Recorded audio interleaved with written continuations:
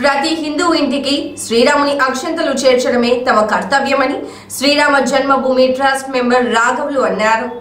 వరంగల్ నగరంలోని పోచమ్మ మైదాన్ పోచమ్మ దేవాలయంలో ప్రత్యేక పూజలు నిర్వహించిన అనంతరం శ్రీరామ జన్మభూమి ట్రస్ట్ ఆధ్వర్యంలో కాలనీలో ప్రతి ఇంటికి తిరుగుతూ శ్రీరాముని అక్షంతలు స్థానిక కార్పొరేటర్ బసవరాజు కుమారస్వామి దంపతులతో కలిసి వితరణ చేశారు. అక్షంతలతో ఇంటి ముందుకు రాగానే ఇంట్లో నుండి హారతి పట్టి పూజలు చేసి రామ జన్మభూమి ట్రస్ట్ సభ్యుల నుండి భక్తులు అక్షంతలు స్వీకరిస్తున్నారు.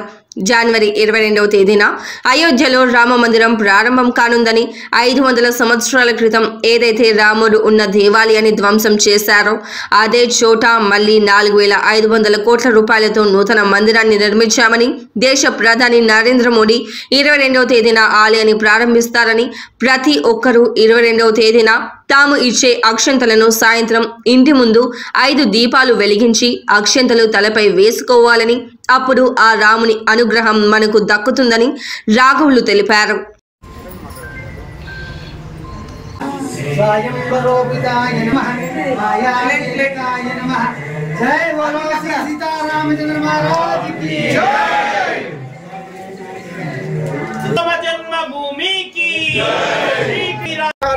తీసుకొని అందులో కొన్ని అక్షతలను ఇంకా చేర్చి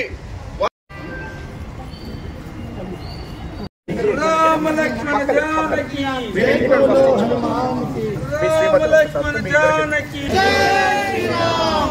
కొద్దిగా 22వ తేదీన శ్రీరామ జన్మభూమి సన్మార్గం అందించేటువంటి పవిత్ర మందిరాలు అవి అయోధ్య మొట్టమొదటిది. దాన్ని కుష మహారాజు నిర్మాణం చేశారు. రాముని యొక్క కుమారుడు. రామో విగ్రహవాన్ ధర్మ అంటాం. ధర్మానికి ప్రతిరూపం. తండ్రి ఎలా ఉండాలి, తల్లి ఎలా ఉండాలి, భార్య ఎలా ఉండాలి, భర్త ఎలా ఉండాలి, చివరికి సేవకుడు ఎలా ఉండాలి, రాక్షసులు ఎలా ఉండాలి, వానరులు అందరికీ ధర్మాన్ని బోధించాడు. అది ఆచరిస్తూ 12,000 సంవత్సరాలు రామరాజ్యం జరిగింది. అటువంటి పుణ్యక్షేత్రం అయోధ్య. అటువంటి దాన్ని మొఘలాయులు వచ్చి 500 ఏళ్ల కిందట 1528లో ఈ రామ మందిరం ఏదైతే ఉందో పవిత్రమైంది దాన్ని విధ్వంసం చేసి రాముడిని తొలగించాడు. కాబట్టి ఇప్పుడు 500 సంవత్సరాల తర్వాత మళ్ళీ వైభవమైనటువంటి మందిరం నిర్మాణం చేసి దాంట్లో రాముడు ప్రవేశిస్తున్న పుణ్య సమయం జనవరి 22వ తేదీ.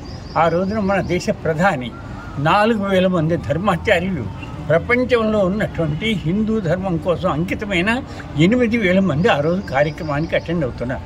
ఇది ఒక విశేషమైన కార్యక్రమం.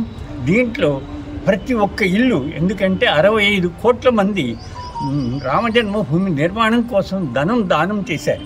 10 రూపాయల నుంచి కోట్ల వరకు 4,500 కోట్లు కలెక్ట్ అయింది. ఈ 65 కోట్ల కుటుంబాలకి ఈ అక్షింతలు చేరాలి అనే సంకల్పం తీసుకొని దేశవ్యాప్తంగా ప్రతి ఇంటికి వెళ్ళి వాళ్లకు ఈ విషయం దీని యొక్క మహత్తతను గురించి చెప్పి ఆ రకంగా కార్యక్రమం నిర్వహిస్తున్నారు. దేశమే కాదు ప్రపంచం మొత్తం కూడా. అయితే దీంట్లో విశేషం ఏంటంటే ఈ అక్షింతలు పూజించబడినటువంటి రకార అకార మకార రా అమ అంటాం. రా అంటే అగ్ని బీజం, ఆ అంటే సూర్య బీజం, మా అంటే చంద్ర బీజం. అనంతమైన శక్తి కలిగింది రామ శబ్దం. అక్కడ పూజించబడి వచ్చేది. అవి అతి పవిత్రమైనవి, శక్తివంతమైనవి. అవి తీసుకొని ఆనాడు ధర్మ సంస్థాపన కోసం ఏ విధంగా రాముడు ప్రయత్నం చేశాడు అంటే ఆనాడు రావణాసురుల వాటి ద్వారా యజ్ఞాలు విధ్వంసం, అమ్మాయిలను ఎత్తుకుపోవడం, ఋషులను చంపడం ఇలాంటివన్నీ జరుగుతున్న సమయంలో రాముడు పుట్టి ఏ విధంగా ధర్మ సంస్థాపన చేశారో ఈ రోజున కూడా అటువంటి అధార్మిక కార్యక్రమాలు దేశంలో జరగకూడదు.